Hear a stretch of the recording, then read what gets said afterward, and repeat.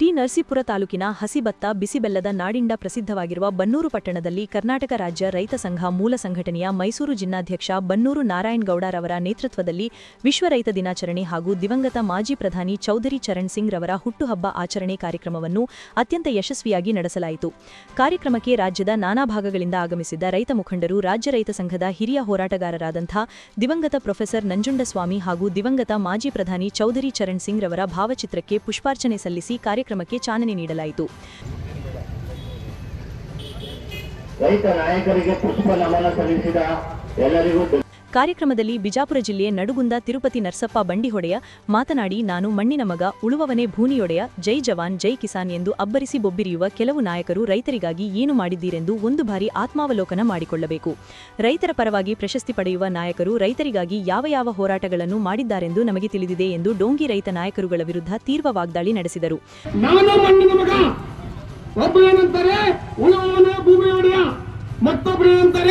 ಜೈ ಜವಾನ್ ಜೈ ಕಿಸಾನ್ ಅಂತಾರೆ. ಬಂಧುಗಳೇ, ಇದು ಭಾಷಣ ಅಲ್ಲ, ಎಲ್ಲರೂ ರೈತರ ಪ್ರಶಸ್ತಿಗಳನ್ನು ಬೇಕಂತಾರೆ. ಆದರೆ ರೈತರನ್ನು ಉದ್ಧಾರ ಮಾಡುವಂತ ಶಕ್ತಿ ಯಾವನಿಗೆ ಇಲ್ಲ. ಇದು ನಿಜಾನೋ ಸತ್ಯನೋ? ಎಲ್ಲರೂ ರೈತರ ಪ್ರಶಸ್ತಿ ಬೇಕಂತಾರೆ. ನಾನು ಮಣ್ಣಿನ ಮಗ, ಉಳಿಯವನು ಭೂಮಿ ಒಡೆಯ, ಜೈ ಜವಾನ್ ಜೈ ಕಿಸಾನ್ ಅಂತಾರೆ. ಆದರೆ ರೈತರನ್ನು ಅಭಿವೃದ್ಧಿ ಮಾಡುವಂತ ಕೆಲಸ ಯಾರಲ್ಲಿ ಆಗ್ತಾ ಇಲ್ಲ. ಆಗ್ತಾನಪ್ಪ ಅಂದ್ರೆ ಈ ಸರ್ಕಾರಕ್ಕಾಗಲಿ ಮುಂದೆ ಬರುವಂತ ಸರ್ಕಾರಕ್ಕೆ ನಾನು ಒಂದು ವಿಷಯವನ್ನು ಹೇಳ್ತೇನೆ. ಏನು ವಿಷಯವನ್ನು ಹೇಳ್ತೇನಪ್ಪ ಅಂದ್ರೆ, ರೈತಂದ್ರೆ ಯಾರು? ಸೂರ್ಯ ಹುಟ್ಟಿದ ಮುಂಚಿತವಾಗಿ ತಾನು ಎದ್ದು ಇವತ್ತು ರೈತರ ಆಸ್ತಿಗಳಾಗಿರ್ತಕ್ಕಂಥ ಗೋಮಾತೆ ಇವತ್ತು ಸಗಣಿ ಮತ್ತು ಎಂದೆಲ್ಲ ಕೈಯಿಂದ ಬಾಚಿ ತಿಪ್ಪೆಗೆ ಚೆಲ್ಲಿ ಏನೇ ಇವತ್ತು ತಾನು ಮಡಿಯಾಗಿ ಸ್ನಾನ ಮಾಡಿಕೊಂಡು ಏನು ಗೋಮಾತೆಯ ಹಾಲನ್ನು ಕರೆದು ಹಳ್ಳಿಯಿಂದ ಪಟ್ಟಣಕ್ಕೆ ಹಾಲು ಮೊಸರು ಮಾರಿಕೊಂಡು ಮತ್ತೆ ತನ್ನ ಮನೆಗೆ ಬಂದು ಗಡಿಬಿಡಿಯಿಂದ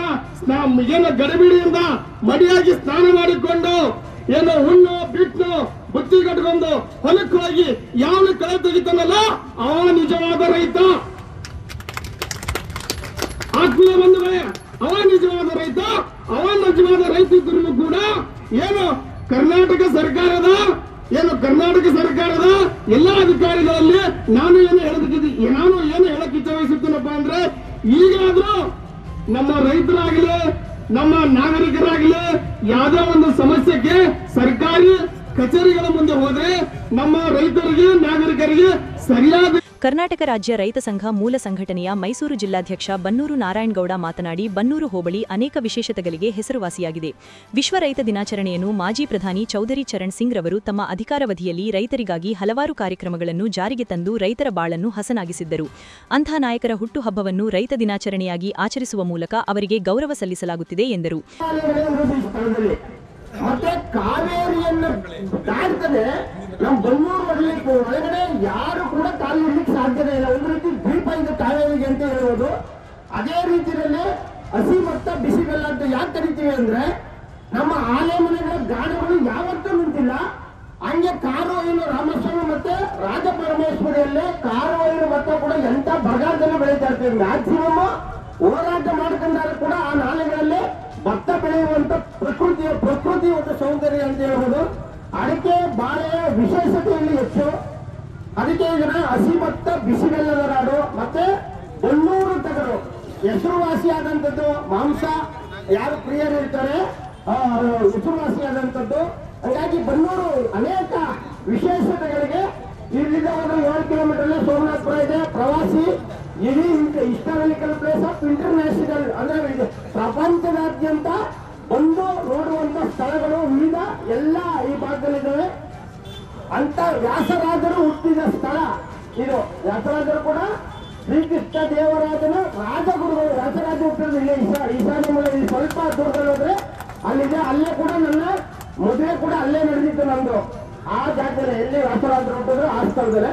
ಹೀಗಾಗಿ ಈ ಒಂದು ವಿಶೇಷತೆ ನಾವು ಹೇಳಲೇಬೇಕಾಗ್ತದೆ. ನಮ್ಮೂರ ಪರವಾಗಿ ವಿಶ್ವ ರೈತ ದಿನಾಚರಣೆಯನ್ನ ಯಾಕೆ ಆಚರಣೆ ಮಾಡ್ತೀವಿ ಅಂತ ನಾನು ಒಂದು 5 ನಿಮಿಷದಲ್ಲಿ ಬಿಡ್ತೇನೆ. ಇದೇ ಸಂದರ್ಭದಲ್ಲಿ ಹಿರಿಯ ಹೋರಾಟಗಾರರು ಹಾಗೂ ಪ್ರಗತಿಪರ ಕೃಷಿಕರನ್ನು ಸನ್ಮಾನಿಸಿ ಗೌರವಿಸಲಾಯಿತು.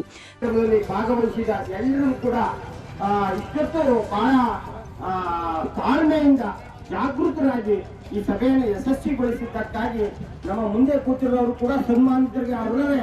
ಯಾಕೆಂದ್ರೆ ಇವರಲ್ಲ, ನೀವು ಕೂಡ ಇಷ್ಟೊತ್ತು ಕೇಳಿದಿರಿ ತಾಳ್ಮೆಯಿಂದ ಸೇರ್ಕೊಂಡು ಎಲ್ಲರಿಗೂ ಬನಾನವನ್ನು ಹಂಚೋದು ಮತ್ತು ಬಿಸ್ಕೆಟ್ ಬಾಳೆಹಣ್ಣುಗಳನ್ನ ಹಂಚೋದು ನಿಜಕ್ಕೂ ಶ್ಲಾಘನೀಯ.